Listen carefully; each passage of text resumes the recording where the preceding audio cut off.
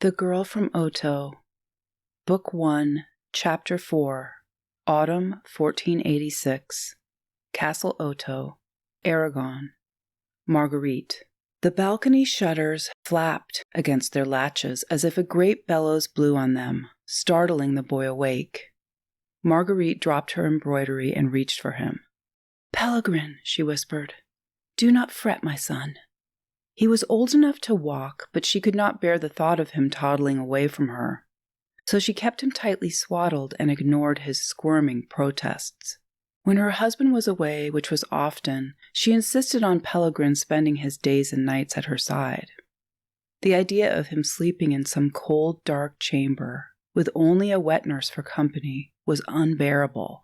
She pulled a sachet of dried lavender from the small oak box she kept on a table next to the bed and tucked it into Pellegrin's wrappings. The scent of lavender always calmed her, and it seemed to have the same effect on her son. Memories of her mother crowded her mind when she inhaled the herb's sharp, pleasing scent. She leaned back with her eyes closed, remembering. In the gathering warmth of a late summer morning, in her 9th year, she had waited in her brocade dress and velvet sleeves, watching the stable boys hitch mules to a cart and saddle the horses.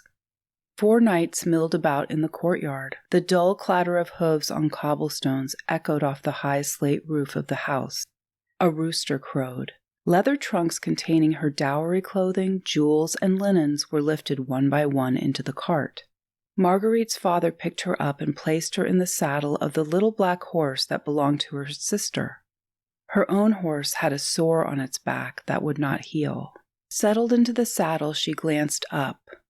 2 small, ghostly faces peered out from a window. Her brother waved. Her sister, who was more peeved that her horse was leaving than sad at Marguerite's departure, stuck out her tongue. Her father stepped back, and her mother approached. Marguerite bent down to hear the whispered words, "Be brave. Make the Pyrenees proud." For the last time, she breathed in the scent of the lavender oil her mother always dabbed on her neck. Marguerite's memories were interrupted by the sound of sandstone roof tiles tearing loose and careening off the tower onto the balustrade below. She flinched, opening her eyes. Her father-in-law, the Baron, urged on by the steward, had chosen a bad day to ride out from the castle. He was always stirring the pot, the steward, striding the halls barking orders, his iron key-ring jangling at his hip. She had gleaned from eavesdropping that all the servants despised him. They complained that he never bothered to question the veracity of incriminating rumors and frequently invented them himself. This time he had reported an incident of theft by serfs who worked the land a morning's ride away.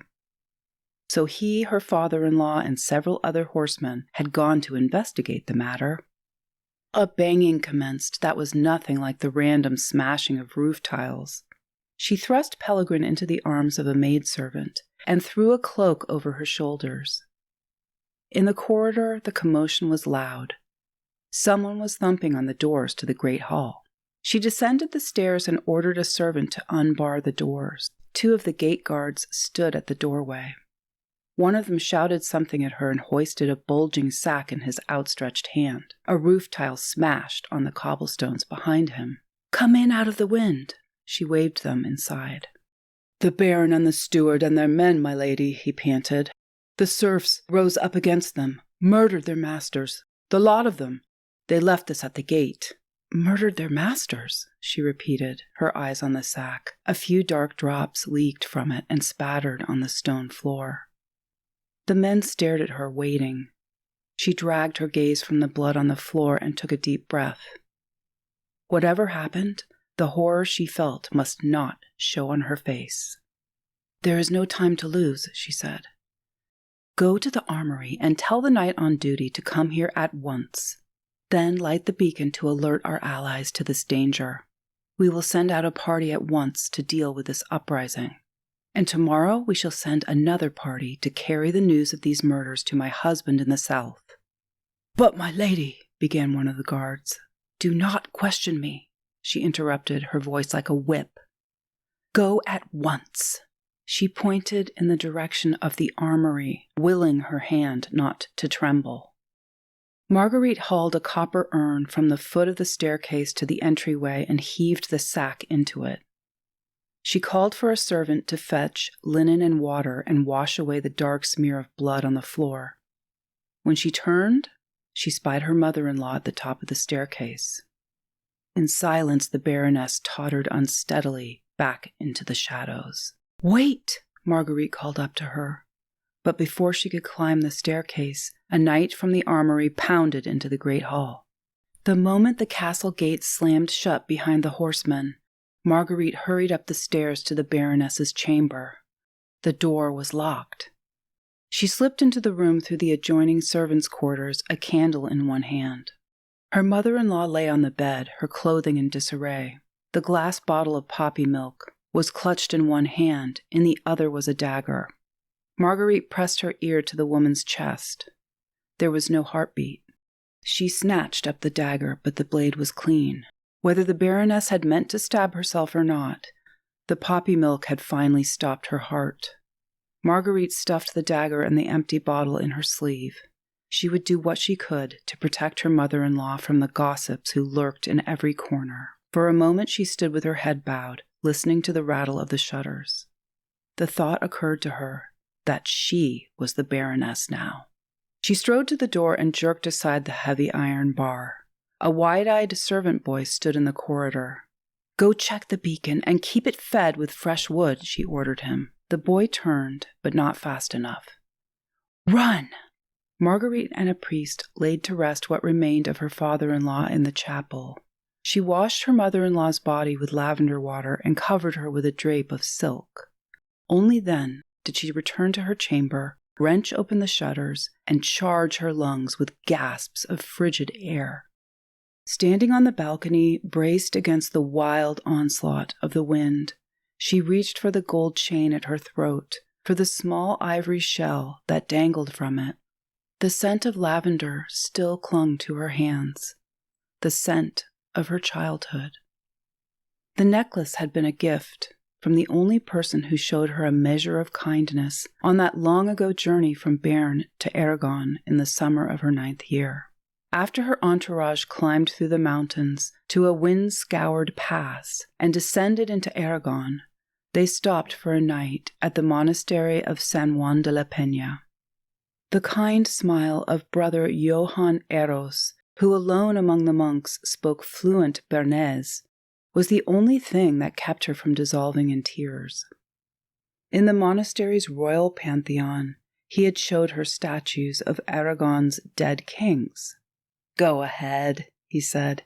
"You can touch them if you want." Marguerite traced the outline of a king's nose with a fingertip. It was cool and smooth under her touch. "Who is this?" "King Ramiro. He was the first king of Aragon." "Who is the king now?" "King Juan." "Is he a good king?" "Of course, dear girl, of course." "Brother Eros, are the barons of Otto buried here?" "No, my dear. They are buried in the chapel of their own castle, where you will soon be living." "Are they good people?" She waited for his broad smile, his words of affirmation. Brother Eros hesitated a moment. "As much as all God-fearing people are good people," he said soberly. He knelt. His blue eyes had lost their lively twinkle. He fished in a pocket and pulled out a scallop shell fashioned from ivory, strung on a fine gold chain. "When you wear this necklace, know the saints are looking after you." He pressed it into her palm. "Lady Marguerite, you are always welcome here. If I may ever be of aid to you, it would be my honor." Marguerite slipped the necklace over her head, and the scallop shell settled against the bones of her chest. A pit of dread took root in her belly at that moment. It lay coiled within her still. She had rubbed the ivory shell between her thumb and forefinger so often since that day, it now shone with the brilliance of a precious jewel. Brother Eros had been true to his word. He had not forgotten his promise. A hawk circled overhead, rising higher and higher until it was a dark speck against a dull gray sky. If only she possessed the hollow bones of a bird, if only she had a secret pair of wings, she would leap off this balcony and skim over the mountain tops to Béarn, to her sweet girl. But she belonged here, with Pellegrin. She had entrusted Miramonde to the abbey across the mountains, and she would cling to the hope that the girl thrived there. Be brave. Make the Béarnais proud. The refrain had given her strength when she first stared into the unreadable dark eyes of Ramon de Otto, the man who would become her husband. It thrummed in her head the day she bled for the first time and knew she would soon wed him. It rose unbidden in her whenever she felt a pang of loneliness, of homesickness, of fear, of pain, and most of all, resolve.